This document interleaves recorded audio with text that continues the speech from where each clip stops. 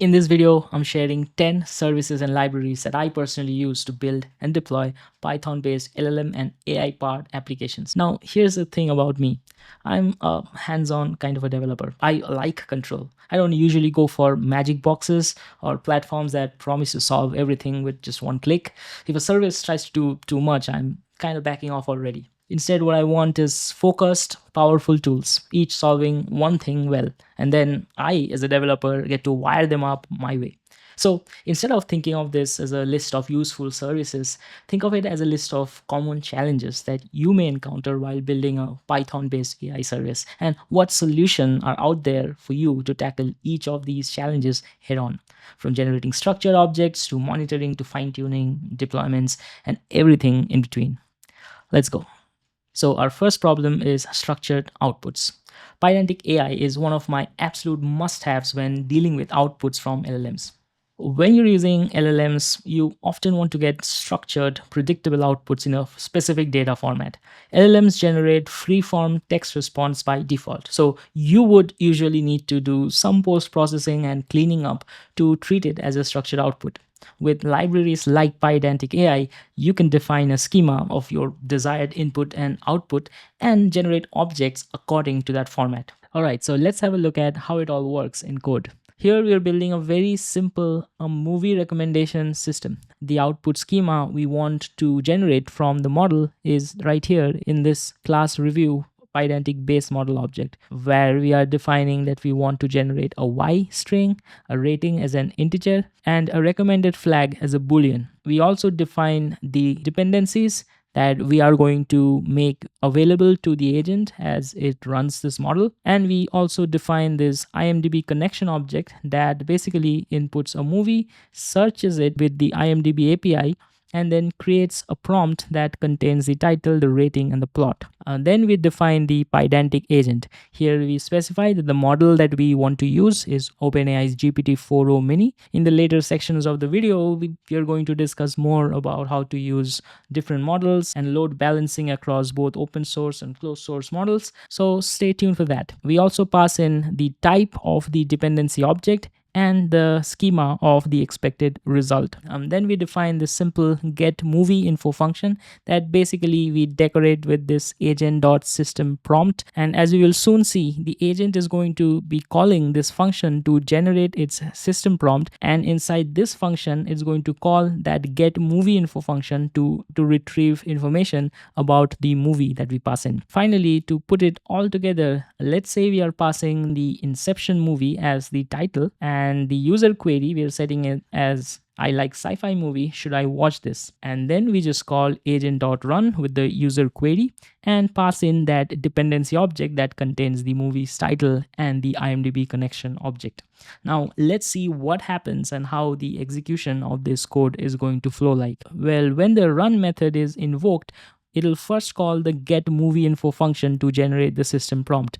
This will go to our get movie info function inside IMDb connection, which will use the IMDb search API to generate the system prompt. And as you can see in the terminal on the right, this is when the system prompt is generated after searching with the IMDb API.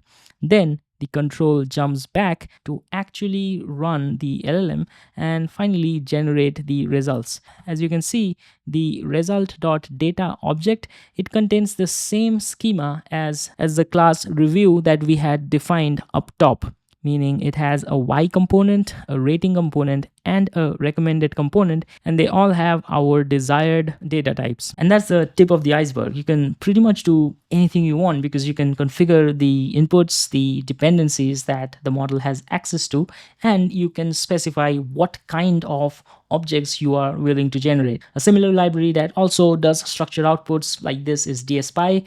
I got a video on the channel covering DSPy, so I'll encourage you to check that out if you prefer DSPy to PydanticAI.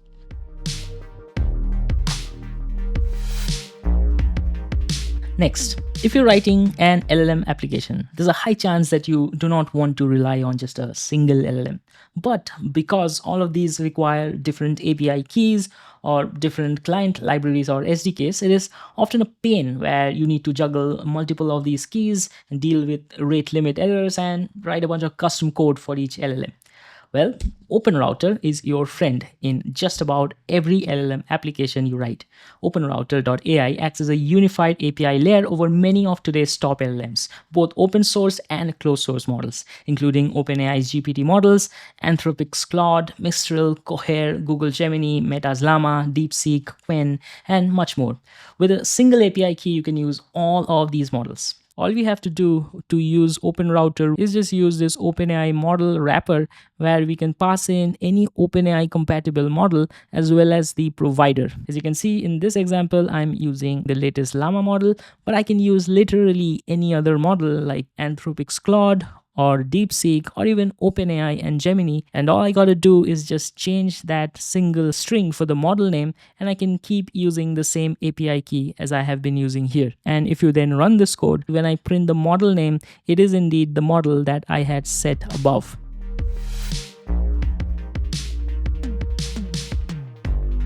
But still, even if you have access to all of these models, you still want to load balance across these models so that you don't overload a single model way too much. For that, I use a LiteLLM. LiteLLM is another Python library that solves this important task of load balancing. Basically, I use it to ensure that the network requests are distributed over multiple LLMs instead of overloading just that single one. So to set up the LiteLLM proxy server, you basically write a config file. For example, here I've written a model name as medium model. Well, this is going to be like an umbrella for different models. Let me explain. So first we define the LiteLLM params where we define the model as GPT-4o mini. We pass in the API key, we set some values for the tokens per minute and the requests per minute, and you can find these information from your OpenAI account. Next, we define another model. This time again, we tag it as the medium model, but now inside LiteLLM params and model, we mention a different model. Let's say the Llama 4 Maverick, and then another set of TPM and RPM. Finally, we do another medium model, and this time we use Anthropic's Claude 3.5 Sonnet. Now, the thing we have essentially done is we have created a new model name called medium model, and every time we call this medium model, it will load balance between GPT-4o mini, Llama 4 Maverick, and Claude 3.5 Sonnet. Finally, if you wanted to create a different deployment, we can even change the name of the model to large model. You can continue to configure as many of these different deployment types as you want and include as many models as you want. And you can basically set the TPM and RPM for each of these deployments according to your available resources. Finally, you will also configure the router settings where you can say what the routing strategy is going to be. I'm just going to choose a simple shuffle, which basically means that it's going to randomly pick a model from an umbrella. So if I pass in medium model, it's going to shuffle between GPT-4o mini, Llama 4 Maverick, and Claude 3.5 Sonnet. You can also specify fallbacks like I have done here, where I've said that if a medium model should fail, you just use a large model instead to generate the output. There are also a lot of other configuration settings that I'm not going to go over in this video, but they also have great documentation that you can refer to. Finally, after this config file is created, all we need to do is just execute this command, and this will start the LiteLLM server. It's going to provide to you an endpoint as well, and you can basically switch out this endpoint inside your code. You can just use as any old OpenAI endpoint, and you also pass in the API base, and if you have set up the API keys and all that, you can also pass that in here. You just need to switch out the model name with any of those umbrella terms that we use. Like for example, here I'm using medium model. So finally, if you run this code, you're going to see that every time the agent runs a query, it basically shuffles between GPT-4o mini and Llama 4 and Claude 3.5 Sonnet, and that absolutely aligns with how we had set it up in our config file. And just like that, you have a high-level router that can load balance across multiple LLMs very easily. You can also add retry mechanisms in case of failures, specify fallback models, check latency, and initiate cooldowns of specific endpoints if they're failing way too much. Using LiteLLM and OpenRouter, you can access multiple LLMs and load balance across all of them by just defining a couple of these configuration files. It is as effective as it sounds, and that is why I use it almost everywhere whenever I am deploying and making any service. Also, by the way, if you're finding this video helpful, please consider leaving a like, because that helps the channel in a huge way. Consider visiting our Patreon as well, where I upload all of the materials used in this video as well as every other video in the channel. And as usual, a massive thank you for all our channel supporters. You guys are basically the backbone of this channel, so thank you once again. You guys are magnificent. Now let's get back to the video. I also like to have a solid monitoring tool when building AI applications.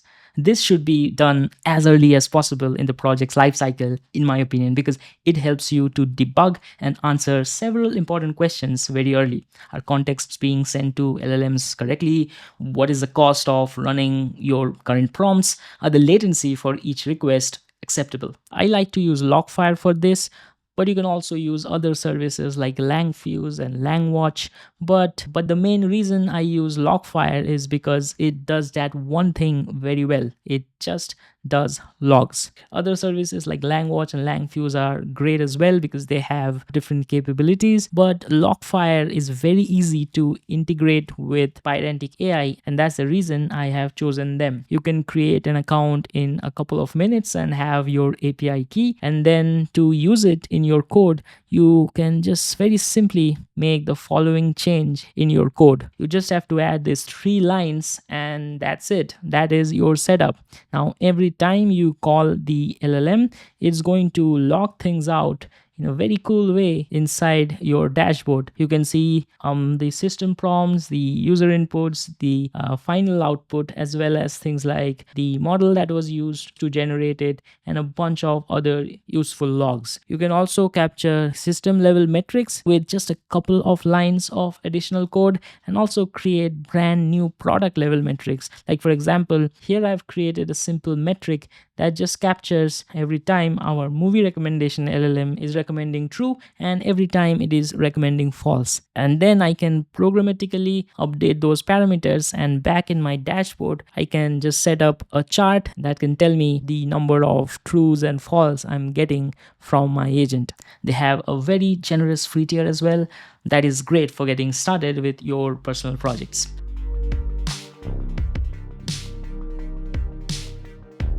Next, we have docling. If your app works with documents, whether it's legal contracts, medical reports, research papers, you probably need a reliable library that can parse and chunk those documents.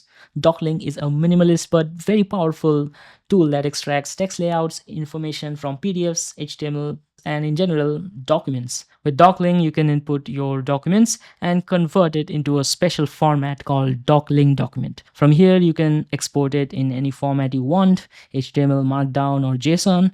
The hierarchical structure of the original document is preserved from this formatting. And additionally, you can extract tables, figures, formulas as well.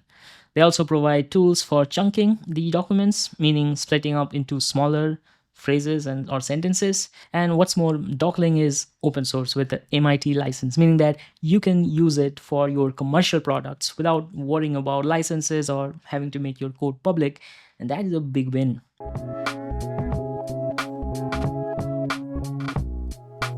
For any LLM or AI application that involves semantic search or retrieval augmented generation, having a vector database is essential. Basically, given a text input, vector databases allows you to quickly find out which other chunks of text are the most similar to the query. Now, there are a ton of great vector databases out there like Milvus, Pinecone, ChromaDB, but Qdrant has been my go-to choice. But based on what I've read, you can pretty much go with any of these choices. I just chose Qdrant for 2 main reasons. 1, they have a pretty generous free tier once again, and 2, you can do hybrid searches very easily. Qdrant has a Python SDK and other SDKs in multiple languages as well that lets you insert, query, search, filter your database any way you want. I also saw this excellent article that compares and contrasts different available vector database providers, so go check this article if you want more information about which database is right for you. So our next problem is web search, and for this I got Tavily Search. Sometimes you may need to provide real-world current information to the LLM, and to get these information you basically may need to do a programmatic web search. Tavily is a service that you can use to do this. Using the API is pretty easy. Their free tier allows up to 1000 basic searches per month, so definitely try it out to see if you like it. For example, here I'm searching what are the current standings of the Indian Premier League. And you get the results along with all of the relevant URLs that you may look for. You can specify this include answer equal to true flag, and that runs an LLM internally to generate an answer as well. Well, cool. That is the current standings. Other than Tavily, you can also use XR.ai, LinkUp, Google Custom Search API, Brave Search API, and all of them offer monthly credits to do around 1000 searches per month for free, and then they do an upcharge for subsequent searches. So good luck finding the right choice for you. For me, it has been Tavily. The next one, we're going to talk about situations where you have to train models or fine-tune models. For this, I've used Hugging Face and PyTorch. I've basically used Hugging Face for a lot of things. If I want to fine-tune an open source model, I'm using Hugging Face to search and download it. I am searching for datasets there. If I need to find instruction tuning datasets, that's where I'm finding it. Pre-training datasets, that's where I'm finding it. If I have to write a quick transformers, I'm using their transformers library. If I have to do parameter efficient fine-tuning with LoRa models, I'm using their PEFT library. Hugging Face also lets you to easily save datasets, save models both privately and as open source. They also let you use spaces where you can deploy your models and have other people play with it for free. It's amazing the work they do. And obviously, I'm using PyTorch all the times to do the actual training and the loss calculation and all of that. I have a lot of videos on this channel on PyTorch, so you can go see them if you want a tutorial on how PyTorch works. Overall, Hugging Face is an absolute pillar of the open source AI ecosystem, and whenever I am in the weeds developing a low-level deep learning model, I am always somehow integrating Hugging Face and PyTorch one way or the other.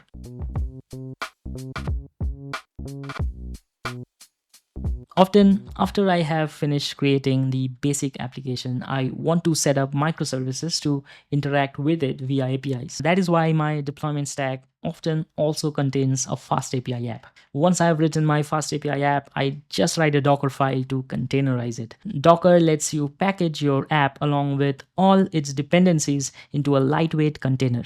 There are some nice cloud infrastructure providers that are also great for hosting, like Fly.io and Render.com. They all offer a solid free tier for hosting as well. They input a GitHub link and take care of all the CI/CD directly, meaning once you push updates to your repository, they will automatically pick up the changes and deploy your container on the cloud. So try out these websites. They're pretty great for hosting APIs. But if you want to deploy small LLMs into servers, and look into services like RunPod to do training, fine-tuning, or deployment of these services. RunPod is great for spinning up GPU pods very quickly. They provide server-based and serverless options, and you can pretty much choose in any infrastructure that you like and pick any custom or available Docker containers to run it with. And that is basically it. We talked about all the different aspects of building AI applications, from generating structured outputs to load balancing, monitoring, parsing documents, web search, vector databases, API servers deployments, and a lot more. I hope you've learned something from this video. I'll see you in the next one, but before you go, please comment what other services and libraries do you use at a regular basis for creating your applications. I'm sure your experiences are going to help me as well as other viewers of the channel a lot, so please don't forget to leave your comment. It's my time to leave. I'll see you in the next one. Goodbye.